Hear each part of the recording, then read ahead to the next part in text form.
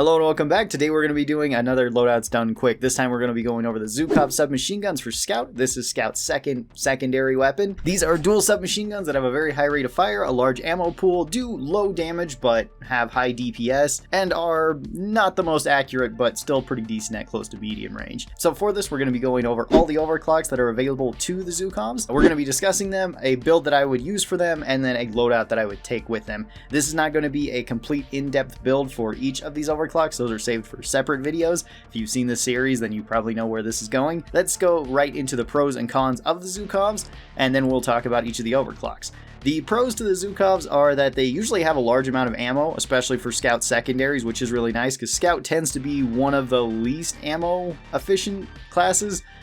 It's kind of hard to say efficient, it's just you don't get as much ammo as the other classes do, or your weapons don't do as much damage per bullet, but Scout obviously makes up for that with their massive amount of mobility and their utility as well. The main downsides to the Zhukovs are that they're not good at long range, but that's okay, usually you can make up for that with whatever your primary weapon is, and they also have the least amount of overclocks out of Scout secondaries, only having 5 and being tied with the least amount of overclocks for a weapon, tied with the Warthog auto shotgun for engineer. Hopefully this gets changed in the future, and I know that there was a overclock for the Zhukovs, but the one that got taken out sounded really terrible anyway, where it turned it to burst fire. I think it was like a 5-round burst fire overclock, which I would not want that on the submachine guns at all. So let's get into the ones that we do have, and first up we're going to start out with one of their strongest ones. This is Embedded Detonators. Embedded Detonators is an unstable overclock. What Embedded Detonators does is that your bullets now do less damage, as well as you have a whole lot less bullets and lower magazine size.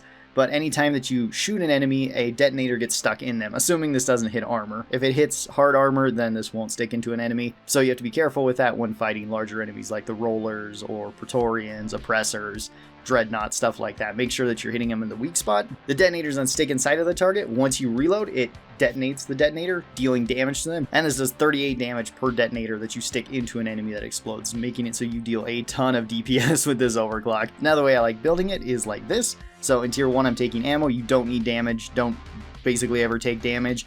Buffing your damage does not buff the detonator's damage, it only buffs your direct impact damage, which more ammo is just going to get you more damage overall. In tier 2 I'm going with faster reload. You could take any of them in tier 2 though, they're all pretty good. I just like the faster reload because we can trigger the detonators a little bit more often. In tier 3 I'm going with the more accuracy. I would say always pick this one with embedded detonators. Again, damage does not really help you that much. In tier 4 I'm going with more ammo. Now blow-through rounds does work with embedded detonators, so you can potentially put this into 2 enemies, but it is fairly difficult to reliably do that. And I find that ammo is just more consistent overall, because usually you're just using this for large single targets to take out Praetorians and Oppressors and Dreadnoughts. And then in tier 5, it's really your choice. Both these in tier 5 are really good. I'm going with the conductive bullets. This does make it so we get a little bit more damage on the regular bullets. I don't believe that this affects the detonator itself though, from the conductive bolts, but we do get a little bit more damage. If you don't want that though, you can just take the get in, get out. That just makes you move faster, so you can reposition around enemies quicker. It's actually really nice for this overclock too, since you can constantly just outpace something like an oppressor, even if it's trying to just spin you around in circles. This overclock is really strong at dealing with single targets at close range, and you could take a primary weapon that is really good at longer ranges. I decided to not do that for this particular overclock. Instead, I took Overtuned Particle Accelerator for the Drak.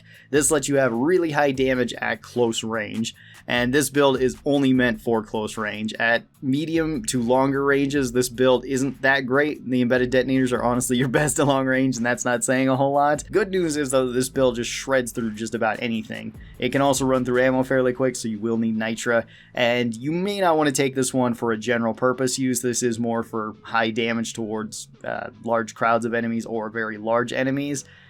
Taking something like Hipster might be a bit better for the M1000 if you just want probably one of the strongest scout builds in the game. Moving on from embedded detonators, we have another unstable overclock. This is Cryomindlets. These work kind of similar to embedded detonators, where now you lose a little bit of damage, you lose out on magazine size by a slight amount, but now you have Cryomindlets. So whenever you shoot the ground, then your bullets will stick into the ground, they will take a second to arm, they will arm into Cryomindlets. Anything that walks near them or across them will set them off, and this starts building up their cold meter, so you can freeze enemies with this. The way I like building Cryomindlets is like this. So in tier 1 I'm going with ammo. This is similar to embedded detonators. I wouldn't say the damage is a good option for this.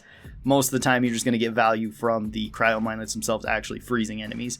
Tier 2, your choice, pick whichever one you'd like. I'm going with faster reload, but again, your call. Tier 3, I'm going with more accuracy. Again, you could go with damage here, but I like the better accuracy. It makes it a little bit easier to just shoot these at a longer distance. Tier 4, I would highly recommend the blow-through rounds for this option, because blow-through rounds makes it so you can shoot through an enemy, hit the Cryomindlet on the ground underneath them, and then cause the Cryomindlet to explode, potentially freezing them or freezing anything behind them. It works really well for crowds, and I think that's where Cryomindlets really excels at, more so than really large targets.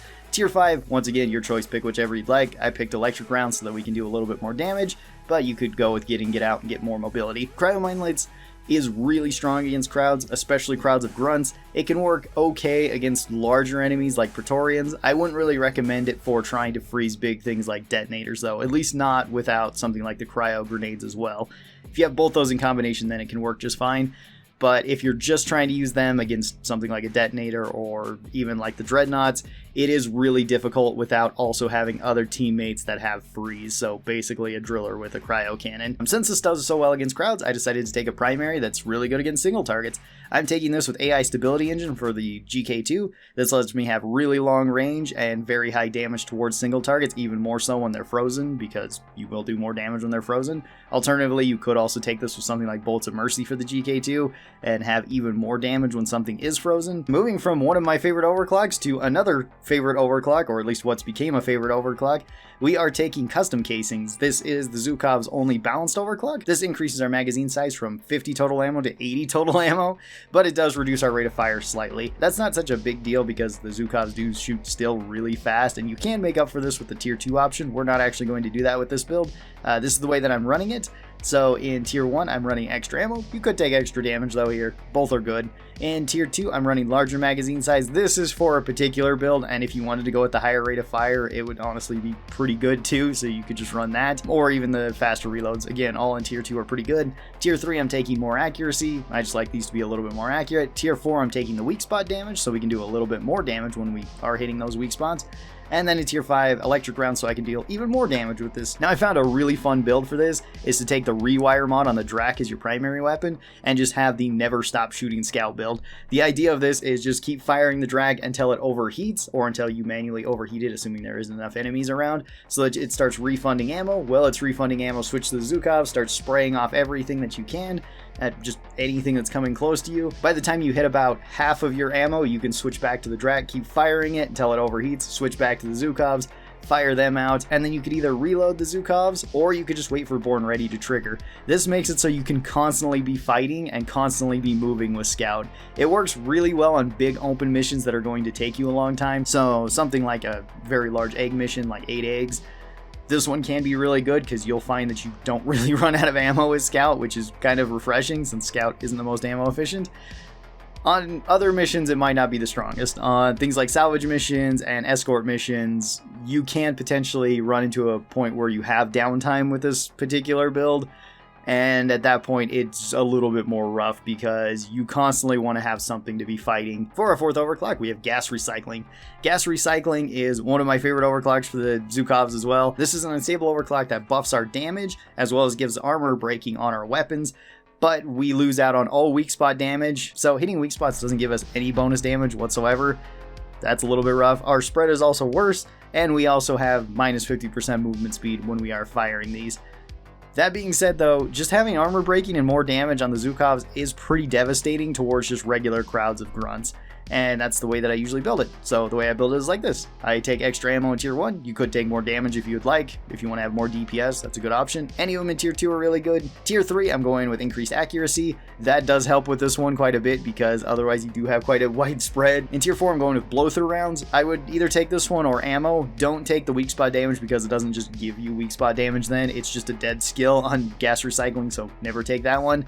The other two are far better, and I like blow-through rounds for the crowd control that it gives. And then in tier 5, I'm going with the electricity damage so that we get even more damage when things are being electrocuted. Now for a primary, I'm taking the supercooling chamber overclock for the M1000.